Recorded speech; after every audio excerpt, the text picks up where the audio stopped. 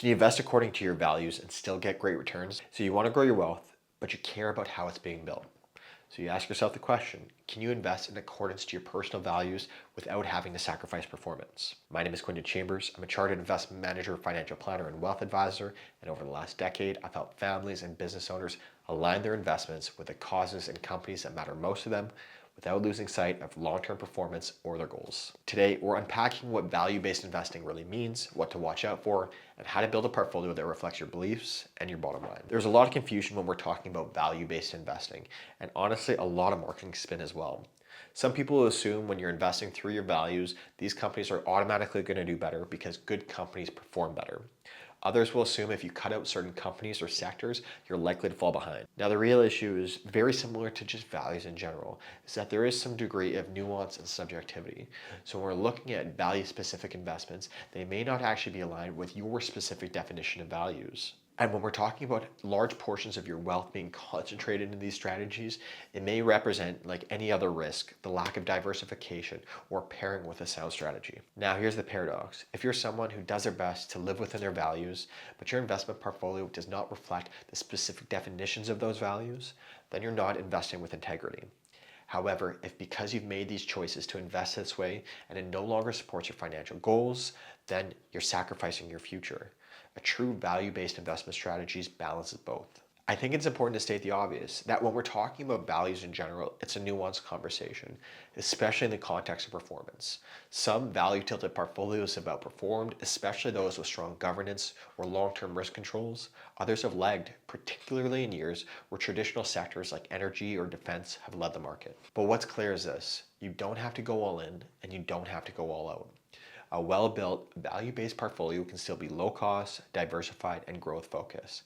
It's not about avoiding everything that's bad. It's about prioritizing what matters to you. So here's my 5-step process for how to bring your values into your investment strategy. Step 1 is going to be defining what value-based investing means to you, because everyone's definition is going to be different.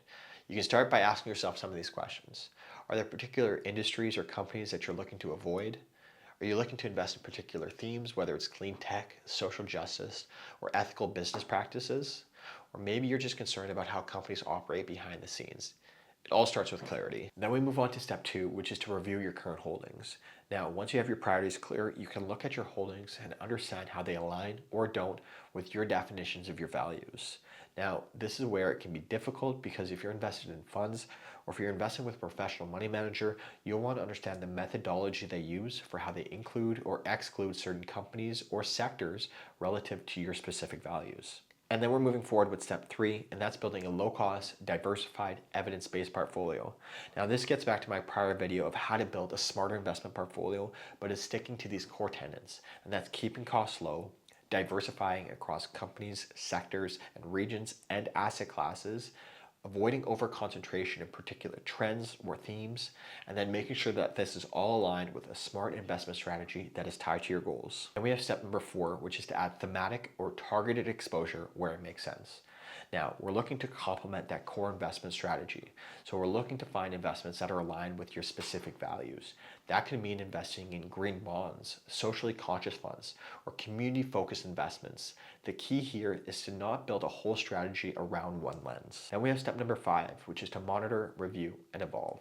Just like any good investment strategy, you want to make sure you're tracking performance, you're rebalancing, and you're making adjustments where need be.